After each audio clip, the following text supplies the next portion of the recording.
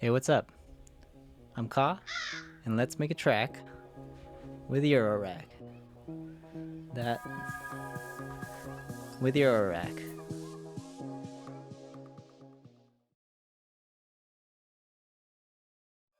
I got this patch set up. Pretty straightforward patch. Basimilus is red, cubic chord is green, and the variable sync VCO is blue, and our drums are in yellow. Basimilus is running into magneto.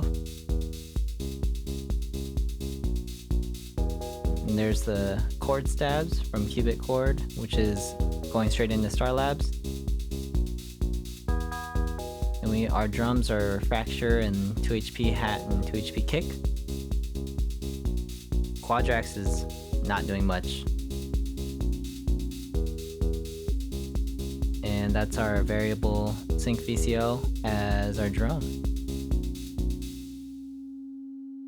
Now let's record in. Let's get our main bass line.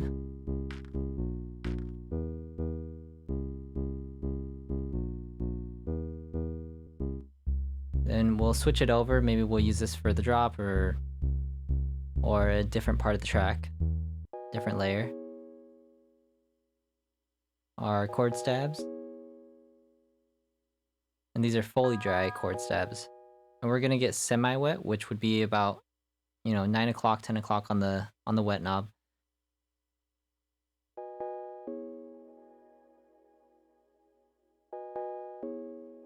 And fully wet, because we'll use that for ambience or layering with other effects.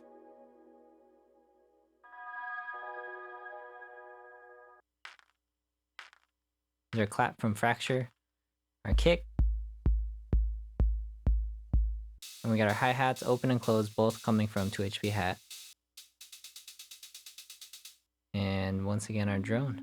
All our drums and the variable sync VCO are going through Mimeophone, just if I want to do washes or anything when I'm forming the jam. But for recording purposes, I left the wet knob all the way dry, all the way off, so we can get the clean signal because we'll be affecting it anyways in Ableton. A faster way to do this, if you have a big enough interface, would be to mult out the wet and dry and just record everything in one pass and have everything set up into different channels on your interface. But if you don't have a big interface, or also in my case, I do it a lot this way because the arrangement phase is where I make a lot of my creative decisions. So Ableton time, before I get lost in this jam. First, we're going to grab all of our pieces and remake the arrangement how we had it on the rack. We got our bass.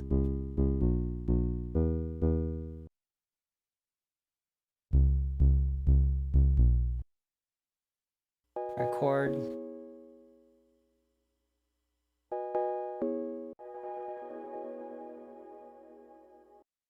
So we're going to grab all three, the dry, the semi-wet, and the full wet.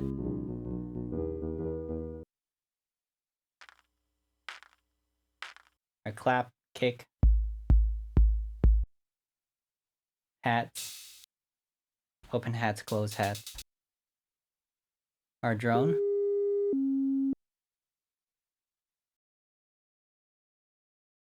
And let's start putting them in their places. I'm also kind of getting creative with the arrangement, so it's essentially the same thing, but it's a little bit more done up. So I ended up spicing it up with a little bit of a soundscape in the back, but we'll just run through all the different sounds on every track first. The first 8 bars is the Basimilus bass, but an octave up with reverb and delay to make it kind of dreamy. And then the second 4 is the regular octave down.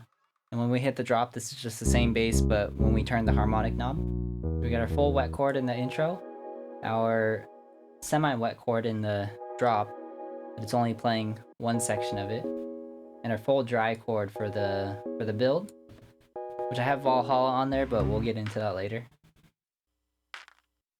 Then we got our kick, which I just high passed for the intro and then brought it back to normal in the drop.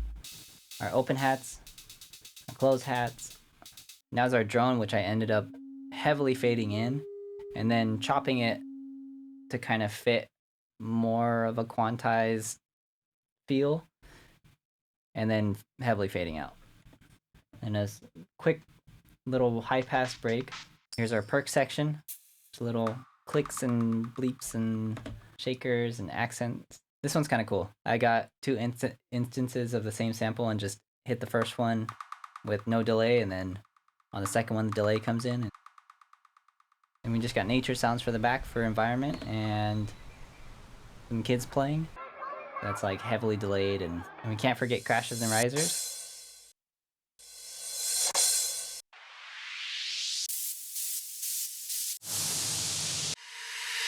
Now to effects, we have our reverb and delay for the intro, and then it automates off. And then I had to put this one in mono because it was a little heavy on the right side, or the left side, on one side. And it's nice to have a different reverb sound than Starlab's from what we recorded in, to kind of help let you know subconsciously that we're in a different section. We're in the riser section, but it still sounds very similar. It's just a normal, like, really fast delay. Because we're getting both open and close hats from the 2 HP hat module, when playing them together, they choke each other. So when the open hats get triggered, the closed hat stops, and vice versa. But when we were recording them in, I recorded them in separate passes. So the open hats just ring out the whole time, which made it necessary to, in some places, do like heavy fades. Most of them I just duplicated from the first initial hit because it has the dead zone in the beginning, which cuts out the tails, and then only use the tails for certain parts, like right here, and just to give a little bit more accent, variation, change the energy, whatever you want to call it. Then with some EQ and light mastering, we get a lo-fi, chill house, lounge, super chill house music. That's it for me. I hope you enjoyed hanging out, and if you like this type of video, let me know in the comments, or if you have any ideas on how I can make it better for you guys. Always looking to improve. So let me know there too. I'll see you in the next one.